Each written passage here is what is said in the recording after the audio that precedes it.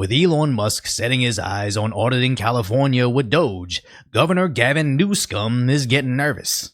As it relates to the issues of audits, I mean, I was commenting when I was with President Trump. We talked about the high-speed rail, and there was some discussion well before the public presentation on high-speed rail last week around audits. I think we've been audited 100 times there. Happy to see another audit. At a certain point, you have audit fatigue. What does he mean, audit fatigue? I don't think anybody is getting tired of audits. I think we're getting tired of not seeing any results from these so-called hundreds of audits, as we had a over $100 billion budget to build this high-speed bullet train, but Newsom has burned through over $13 billion so far with absolutely nothing to show for it. And here he is today, blinking 100 times a minute, trying to convince you asking where that money went is a bad thing. As the more Newsom explains about how they destroyed the budget, the more we know we need additional audits. Do you think it is appropriate to sign $50 million of spending to fight the Trump administration while also asking the federal government for $40 billion in fire relief aid? Well, I wouldn't frame the question as you framed it. The state of California, as you know, prepared many months ago for a new administration to protect and preserve our policies, our progress, and programs that the Trump administration is directly looking to deviate from. This is well-treaded territory. We were involved. I wasn't. As governor, I served 2 years under the Trump administration, or with President Trump. Governor Brown served 2 years with President Trump. Over that 4-year period, there were 122 lawsuits. So there was some expectation that many similar efforts from the original Trump term would be replicated in his second term. And the whole point of putting $25 million up to the Department of Justice, our State Department of Justice, was to prepare for that. High-speed rail, perfect example. And in so many ways, we were prescient in that respect in terms of putting those funds up in anticipation of the efforts happening in the second Trump administration that happened in the first Trump administration. As it relates to the additional $25 million, that is not specific to Trump. It's about protecting people's rights. It's about getting people to get the kind of private support they need from nonprofits and other local organizations to address their anxieties and fears. And that was done in council and partnership with the legislature. Now, and I don't think he's outright saying it, but I believe he's saying 25 million of our tax dollars had to go to protecting his sanctuary cities from Trump's ICE. And after the whole fiasco of creating a $30 billion deficit, with 10 billion of that being spent on healthcare for non-citizens, we really gotta ask ourselves if we even want Trump bailing out the state. As they may say it's for wildfire relief, but I wouldn't be surprised if that additional $40 billion just conveniently disappeared as well, while they desperately try to secure their next voter base. As when he's not vetoing the audits of where all that homeless spending went, instead of wildfire response, he's too busy setting up a new website where citizens can send them messages. So the whole idea of this platform is to create additional opportunities for you to directly engage, to hold government accountable, to make sure that your ideas are actionable and that we are responding in real time.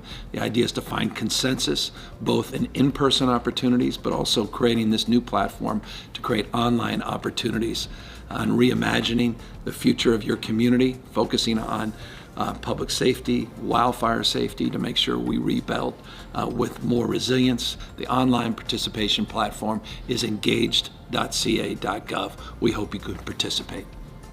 That just sounds like Twitter with extra steps, as he posted this video on X, where we could just as easily respond directly to this tweet, wasting $0 extra on building a website that actually has reduced transparency as Newsom controls it. But again, this is just the same Democrat mismanagement we've seen absolutely every single step of the way, when Californians just want accountability, but the politicians are too busy blocking audits, building meaningless websites, and shooting B-roll, all while crying they're fatigued from all the nothing they're accomplishing. Oh, I'm sorry. They're not accomplishing nothing. They're busy mysteriously turning six-figure salaries into multi-million-dollar net worths. And as I said before, They're just using the wildfires to grift for more taxpayer cash, as they have absolutely no plans on fixing the issues. Nobody's buying it. This person, Karen Bass, is a total disaster. And every time that you think it gets as bad as it could, she makes it worse. I mean, just look at what she's done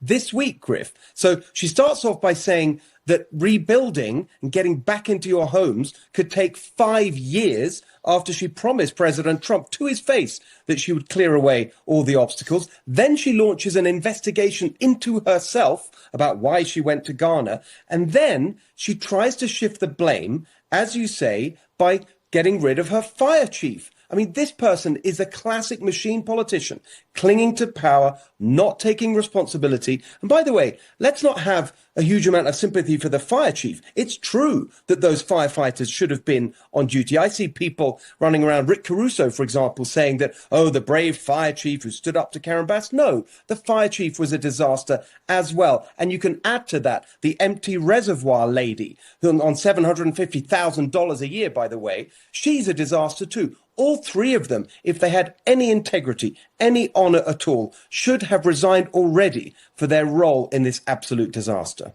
As a Los Angeles mayor is also too preoccupied with providing sanctuary in her city. It's gotta be the biggest slap in the face to all the residents of Los Angeles that lost their homes, where they just realized all their tax dollars went to paying other people's healthcare so much that they couldn't provide fire trucks or even water in the fire hydrants. And now, with the rebuild being 5 years out, your mayor is more focused on fighting Trump and ICE than trying to fix your house. But somehow, this still keeps getting worse, as Governor Newsom is termed out, and the Democrat frontrunner for governor is Kamala Harris. What goes through your mind when you see this? You're here, you're now seeing it up close. It's not only seeing it, Alex, you can smell it. You can feel it, right? So it's seeing it with our eyes, and many people have seen it. You all are covering it. But to literally be on the ground here, you can smell the smoke that was here. You can feel the toxicity, frankly, of the environment. You can feel the energy of all of the folks who are still here on the ground. If being able to see and smell the fires is enough for her to get elected in California, the residents deserve absolutely everything coming to them. But honestly, I think things are getting so bad that even deep blue cities like Los Angeles and crime-ridden San Francisco are getting red-pilled to the effects of unilateral Democrat leadership over several decades. And hopefully they'll finally call for accountability, demand these DOGE audits in California, and if there's a criminal element to where that money went, we deserve to know. And no amount of nervous politicians crying about fatigue should be reason to stop DOGE from sinking their teeth into this mess. But if you appreciate my concise, lighthearted commentary on the tragic status that is today's reality, hopefully I've earned your subscription, then go check out this video on how the governor of Maine tried to defy Trump but quickly got put in her place.